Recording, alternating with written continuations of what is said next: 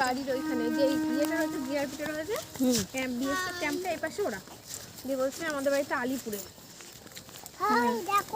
মেয়ে পুলিশ এসেছিল বাংলাদেশে বাগানে চলে তুলসী পাতা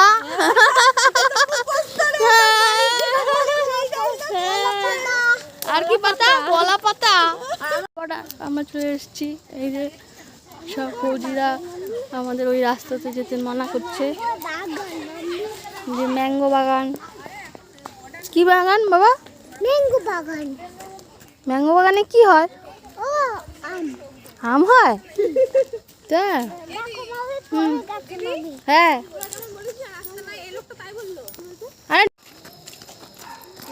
ছাড় একটু হাতটা ছাড়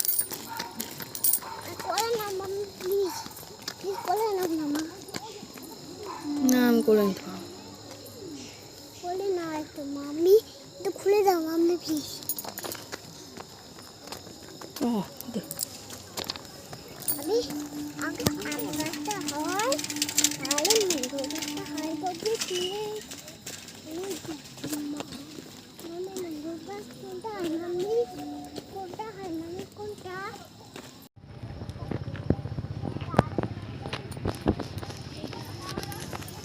এই যে আমরা বাংলাদেশে চলে এসেছি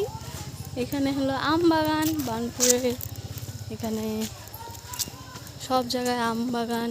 এখানে অনেক ধরনের আম হয় আম্রপালি তারপরে হিমসাগর ল্যাংড়া অনেক কিছু আম হয় এই যে সব আম বাগান বড় বড় আম বাগান আমের সময় আসলে দারুণ লাগে দেখতে তারপরে একটা জিনিস দেখাচ্ছি এই যে বাংলাদেশের বর্ডার চলো দেখে নাও কুকুর কোথায় কুকুর কুকুর না ডগ জানিস না মাম্মি বালু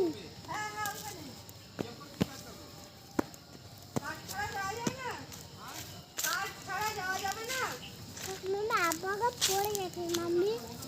ওই কাছে পড়ে গেছে মাম্মি আমরা একটু দেখবো আম বাগান তো অনেক ঠিকই তো বলছি কিন্তু যেতে পারবো ওদিকে যাবো তো